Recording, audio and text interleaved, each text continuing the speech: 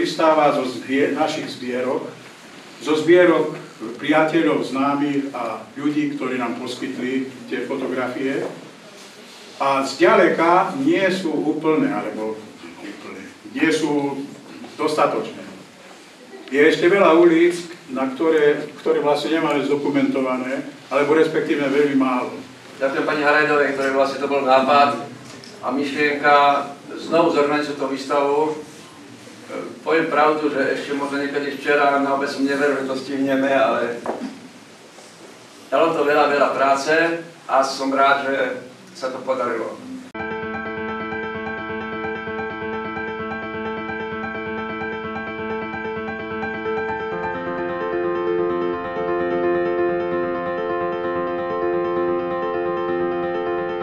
Myšlienka zorganizovať túto výstavu vlastne vznikla zhruba pred rokom, keď bola zorganizovaná tu výstava z príležitosti reanimácie námestia a Bardejovčania, čo chodili, tak dosť mali pripomienky, že áno, námestie to je pekná vec, ale chceli by vidieť aj iné ulice a bočné ulice mesta, ako vyzerali niekedy. Tak v tom čase asi tak vznikla tá myšlienka, že skúsime to urobiť, lebo mám dosť zbierke, dosť fotografií, aj môj kolega ako pán Žlinský, tak sme to skúsili. Vyžadovala si organizácia výstavy veľa príprav z časového a iného hľadiska?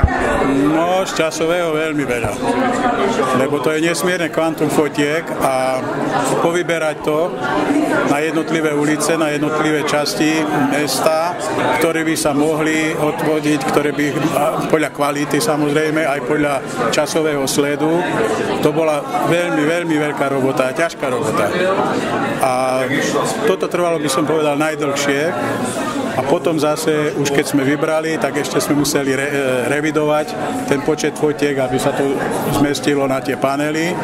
Takže toto bolo snad najťažšie. Potom už technicky, to už sme pár nocí tu práve s personálom Slovensko-poľského domu, ktorý veľmi pomohol, tak sme to zvládli. Výstavu sme rozdelili do vlastne takých sekcií hlavných Nové ulice, to znamená mimo Starého mesta, to je v tejto časti. A Staré mesto, čiže hradby, opevnenia sú vo vedľajšej časti. Čiže rozdielne to podľa ulic. Na jednotlivých paneloch sme sa snažili podľa veku, čiže podľa rokov, ale máme tam aj porovnávacie obrázky.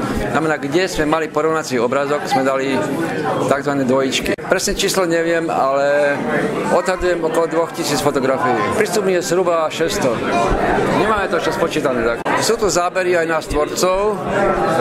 Napríklad ja tu mám zábery aj staré zo 70. 80. rokov, ale nové zábery robil som jednak ja, jednak pán Skaloš, jednak pán Tribus. Výstava bude sprístupnená do 20. januára budúceho roku, čiže tá výstava bude trvať aj cez Vianočné sviatky, kedy aj Bardejovčania prichádzajú domov a tak by bolo dobre, keby oni si to pozreli. No a komu? No, ten, kto má záujem vlastne o rozvoj mesta, kto má záujem sa dozvedieť o tom, ako vyzeral Bardejov pred 50 rokmi, 60 rokmi, a aby videl, ako sa vlastne menili ulice stavebne, ako to vlastne sa stávalo, robilo počas priebehu tejto etapy. Myslím, že žiadny Bardejovčan, u starých Bardejovčanov by bolo dobré, aby zaspomínali, určite veľmi radi zaspomínajú, a o mladých Bardejovčanov zase, aby videli, ako kedysi vyzeral Bardejov, ako tu bolo krásne pred 50, 60, 100 rokmi.